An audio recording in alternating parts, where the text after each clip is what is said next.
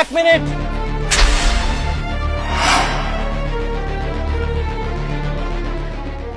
আপনি যত বড় চেয়ারম্যান হন না কেন, আপনার মত মতো কিচ্ছু হবে না। এখানের কেউই আপনার এই জাল দলিলে টিপসই দেবে না।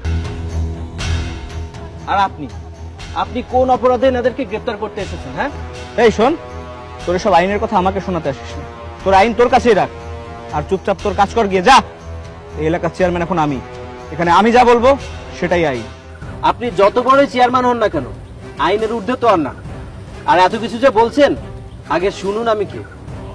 অ্যাডভোকেট দীপ্ত চৌধুরী, সরাসরি হাইকোর্ট থেকে এসেছি আপনার অ্যারেস্ট ওয়ারেন্ট নিয়ে। ধারা 420 মোতাবেক আপনাকে আমি জেলে পাঠাতে পারি। আমি এমন কিছুই করিনি যার জন্য আমাকে জেলে যেতে হবে। আপনি ভুলে গিয়েছেন ইলেকশনের সময় আপনি গ্রামবাসীদেরকে কি বলেছিলেন?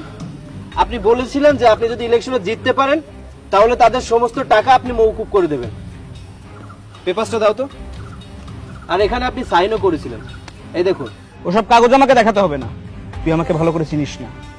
নিজের ভালো চাস তো এখান থেকে চলে যা, এখানে আমার কথা মতো সব হয়। এই পেপারস একটা প্রুফ যেটা আপনাকে কোর্ট পর্যন্ত নিয়ে যাবে। ইন্সপেক্টর, এই নিন অ্যারেস্ট ওয়ারেন্ট। দাঁড়িয়ে দেখছেন কি? আপনি কি নিজের চাকরি হারানোর ভয় পান না? আমি কিন্তু আপনাকে সাসপেন্ড হওয়া থেকে বাঁচাতে পারবো না যদি আপনি এনাকে না নিয়ে যান।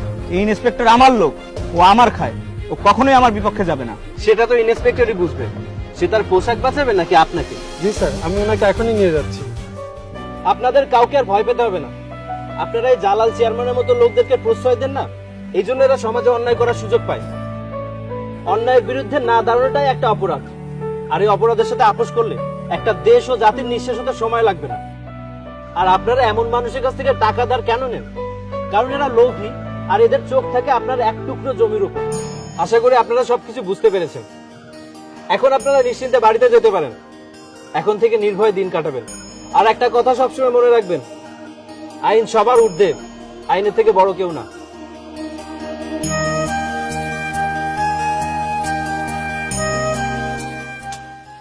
ক্ষমতার অপব্যবহার আপনি অনেক করেছেন, এবার জেলে গিয়ে মজাটা বুঝবেন। Inspector, arrest them. এই উঠুন। ঠিক আছে, এখন তো যাচ্ছি, কিন্তু কোর্ট থেকে ফিরে এসে তোকে দেখে নেবো। ঠিক আছে, আমি অপেক্ষা করব, সময় সবকিছু বলে দেবে।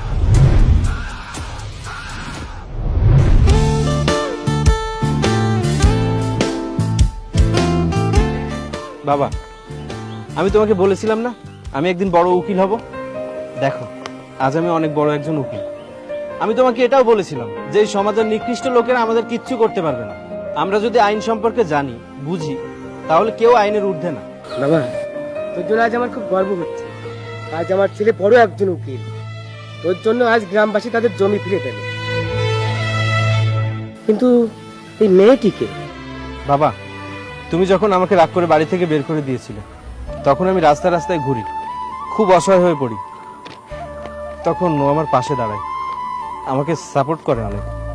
সত্যি কথা বলতে আমি ওকে ভালোবাসি। ওহো, এই ব্যাপার? আমি খুব খুশি হয়েছি রে। তাহলে বাড়িতে চল, বাড়ি থেকে আমি খুব ধুমধাম করে তোদের দিয়ে দেবো। চল।